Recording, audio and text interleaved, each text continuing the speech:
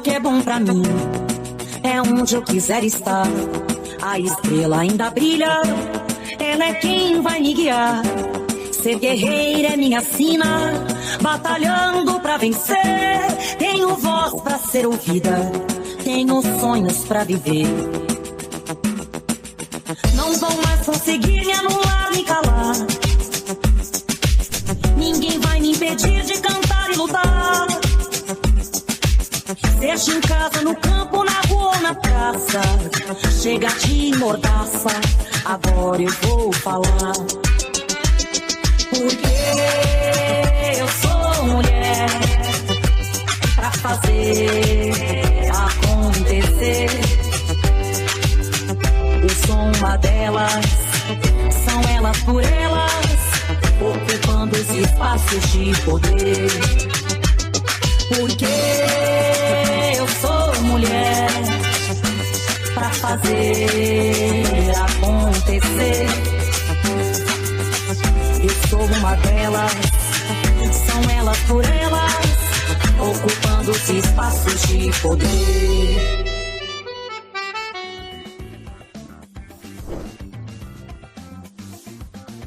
Olá! Na TV Elas por Elas Formação desta segunda-feira, acompanhe a apresentação da aula A Importância das Políticas Afirmativas, com Laila Thalita, que é graduanda em licenciatura em História. Bora para nossa aula de hoje? Olá, gente! Eu sou Laila Thalita, sou integrante do Núcleo de Estudos Afro-Brasileiros Indígenas da UFAL, da Universidade Federal de Alagoas. É um prazer voltar para a gente bater um papinho, né? Para a gente ter essa troca com as nossas companheiras. E hoje a gente vai falar sobre um assunto de extrema importância, que são as políticas de ações afirmativas. Então, hoje eu vou contar um pouquinho dessa minha trajetória e como as políticas de ações afirmativas elas afetaram a minha vida, né, de forma pessoal e acadêmica. Então, vou resumir, que é justamente para a gente conseguir falar um pouquinho de tudo. Eu sou fruto, né, da política de cotas, né, que vem aí das ações afirmativas. Então, eu integro a minha vida inteira em escola pública, municipal, em seguida para Instituto Federal. Então, eu já começo o meu médio integrado ao técnico no Instituto Federal por meio de cotas. Só que o que é que acontece, né, que é uma crítica, inclusive, que foi muito debatida aqui no nosso estado, que o Instituto Federal de Alagoas só começa a fazer bancas de heteroidentificação bem recentemente. Então, ainda que eu tenha me autodeclarado, né, pessoa negra da cor preta, eu não passei por esse processo de heteroidentificação. Então, o processo que era validado era somente a autodeclaração do estudante. Então, eu curso aí 4 anos no Instituto Federal de Alagoas, Campus Coruripe, que é a minha cidade, né, natal. Depois que eu concluo, eu vou para a Universidade Federal de Alagoas para o curso de História, também por meio de políticas, né, de cotas. Então, eu adentro na universidade já com todo esse campo vasto e com esse pensamento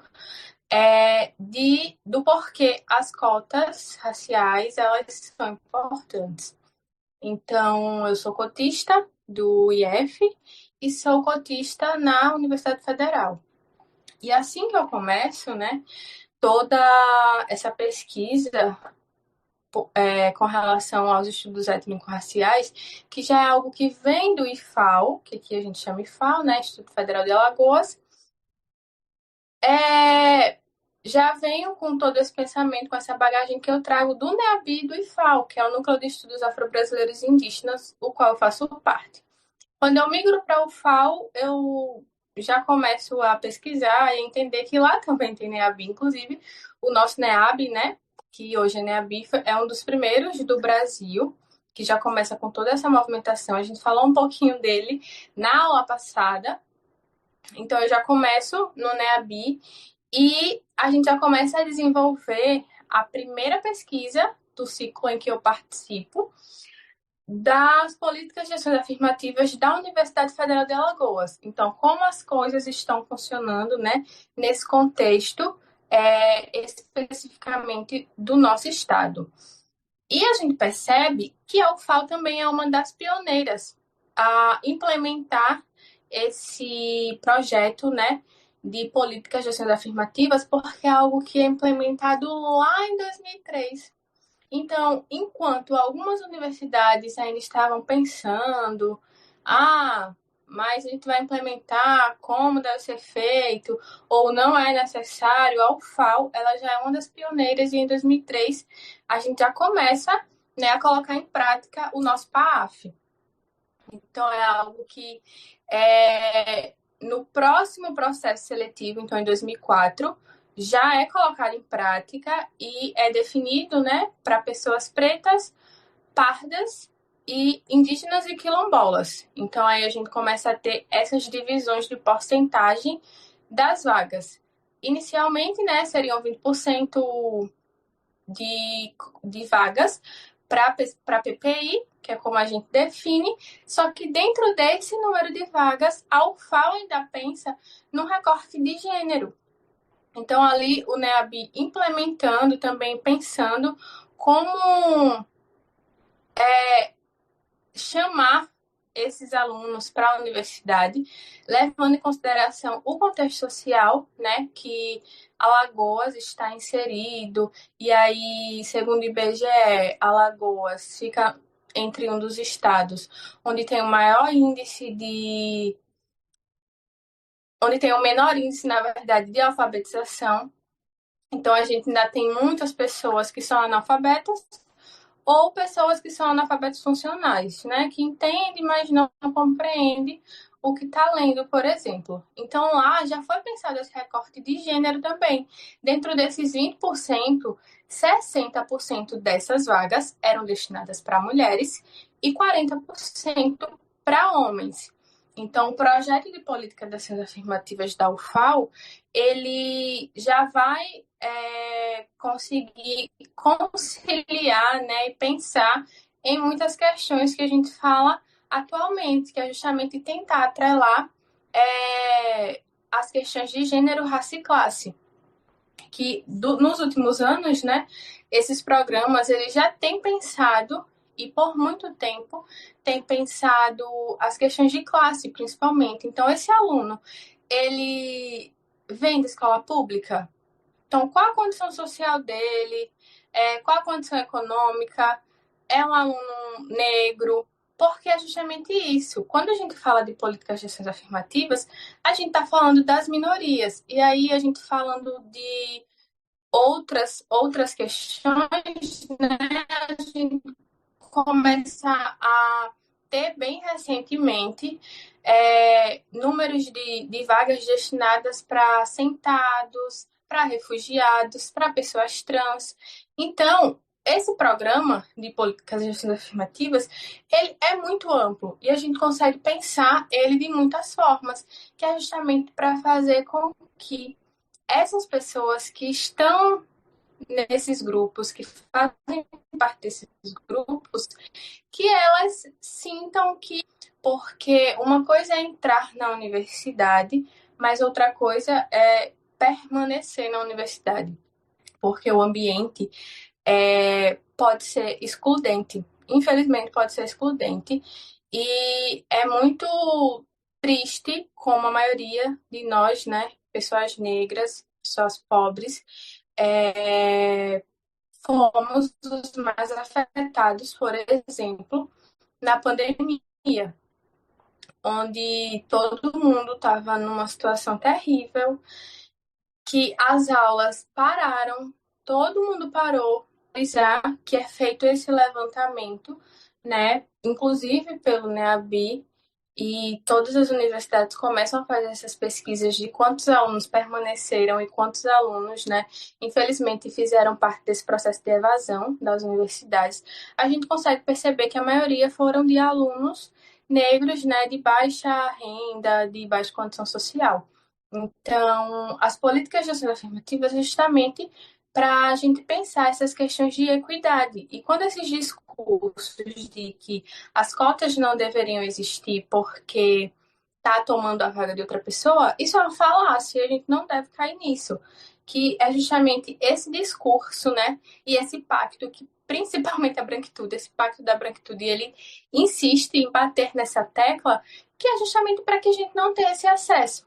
E as universidades, né, falando da nossa realidade aqui de Alagoas, da UFAL, ainda é uma realidade que tem que ser melhorada, que a gente tem que começar nas bases, na educação básica, a gente tem que falar sobre isso, porque de nada adianta se a gente só produzir para a academia. Como os alunos que estão no ensino médio das escolas públicas, eles vão, na hora de fazer o Enem, da sua inscrição, eles têm que se autodeclarar. Ele sabe que é um sujeito de direito, né, dessa política de ações afirmativas. Então, a gente tem que pensar muito além do que já está posto. Quando a gente pensar em políticas de ações afirmativas, a gente tem que voltar um pouquinho, dar alguns passos para trás e investir nesse processo mesmo de formação de professores, em projetos de extensão, de pesquisa e extensão, que visem educar racialmente, né, as crianças e adolescentes das escolas de educação básica, sejam municipais, estaduais, porque é justamente isso. A gente fala sobre isso na universidade, a gente cria simpósios, seminários, eventos só para a gente falar sobre educação étnico-racial, só sobre políticas de ações afirmativas. Mas como será que a base, né, de todo esse conhecimento ele está? E para onde é que depois de toda essa produção acadêmica ela vai? Para onde ela vai ser destinada? Então a gente tem que pensar também de forma crítica todas essas questões. Recentemente, eu já estou finalizando o curso de História e recentemente, dentro dos estágios obrigatórios que a gente tem que cumprir nas licenciaturas, na sala de aula, já lecionando, a Secretaria do Estado, eles fizeram um questionário de heteroidentificação. E o ponto, e o muito interessante, é que, enfim, foi para todas as escolas, mas eu estava numa escola muito específica, e que os alunos se autodeclaravam. E o que eu pude perceber é que muitos ficavam na dúvida: professora, mas eu não sei muito bem o que eu sou, o que é que eu marco. Então, foi necessário que antes a professora, né, que eu e a professora, já que eu estava lá, era o momento da minha aula, a gente falasse um pouquinho sobre isso. Mas foi usado o momento de aula para os alunos entenderem o que eles tinham que fazer. E aí muitas dúvidas foram surgindo, a cabecinha deles ficaram cheias de interrogações. Mas se esse fosse um trabalho que fosse feito muito antes, né, desse momento de eu, Laila Thalita, que pesquisa isso, estar na sala de aula, no momento certo, na hora certa, para falar sobre isso. Se isso não tivesse acontecido. Então, essa é uma das críticas, né, já que a gente está falando sobre esses projetos, é de a gente pensar realmente na nossa educação básica.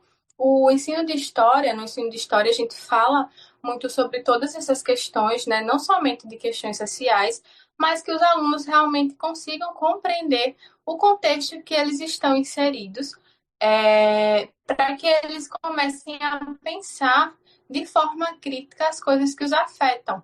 Porque o ambiente escolar ele está para além da sala de aula, né, e do espaço escolar. É justamente para eles pensarem e para eles se reconhecerem mesmo quando precisar fazer um questionário como esse, que solicitado pela Secretaria de Educação, ou em um momento quando precisar fazer o formulário para o Enem para a heteroidentificação também, ou, por exemplo, em situações mais graves, para o aluno conseguir reconhecer um caso de racismo, para ele conseguir reconhecer que ele sofreu um processo de violência. Então, essas formações, elas têm que partir, podem começar sim na universidade, mas eles não têm que continuar na universidade. cidade, eles têm que se expandir. Então, alguns projetos já Federal de Alagoas sobre letramento racial, o próprio NEABI faz projetos sobre essas formações também, mas ainda é algo nichado. A gente tem que pensar em projetos de políticas de gestão afirmativas que afetem positivamente todas essas pessoas, seja professores, o corpo docente, discente, de todas as escolas. E aí, não somente pensando Alagoas, né, pensando nacionalmente, a gente tem o Plano, né, Nacional de Igualdade Racial, onde tem tudo muito bem explicado. Temos as leis 10.639, por exemplo, que deveria ser obrigatoriamente utilizada nas escolas, mas ainda não é uma realidade de todas. Então, a gente tem que focar muito nessas questões para justamente começar a mudar as estatísticas, né, desses espaços, porque nós temos que estar em todos os espaços, nós devemos ocupar esses lugares, porque a gente se reconhece muito no outro, mas os outros também têm que se reconhecer em nós. Então, falar sobre isso como fruto de uma dessas políticas, né, é justamente reconhecer hoje que eu, como uma sujeita, né, de direito da política das ações afirmativas, pude traçar a minha trajetória e construir realmente esse caminho muito baseado no que me foi fornecido e proporcionado, né, no decorrer da minha vida acadêmica, tendo toda essa consciência racial, me reconhecendo como uma mulher negra, sabendo e percebendo como o racismo e o machismo, ele me afeta todos os dias. Por isso que a gente tem que pensar também, né, como eu falei, nessa questão de gênero. Então, será que está sendo suficiente essa porcentagem de número de vagas, né, esse percentual para cotas para a PPI, por exemplo? Ou a gente tem que pensar em aumentar esse número? As universidades, elas ainda, eu sinto, né, que elas ainda não estão preparadas para pensar profundamente. Acho que está sendo um começo muito bom, muito bonito, é o que vem sendo feito no decorrer dos anos, né?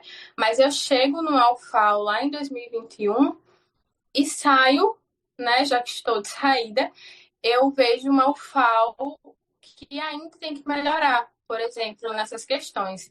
Então, acho que é isso. A gente tem que se reconhecer como corpo político, tem que entender quais os nossos espaços, como essas políticas de gestão afirmativas, elas nos afetam e afetam o outro também. E a gente tem muito que continuar e muito que debater ainda, mas eu acho, né, como eu falei, que já tem sido um lindo começo. E é isso, espero que tenhamos outras trocas e fico muito feliz de bater esse papinho aqui. Na aula de hoje aprendemos sobre a importância das políticas afirmativas. Fique ligada que amanhã tem mais.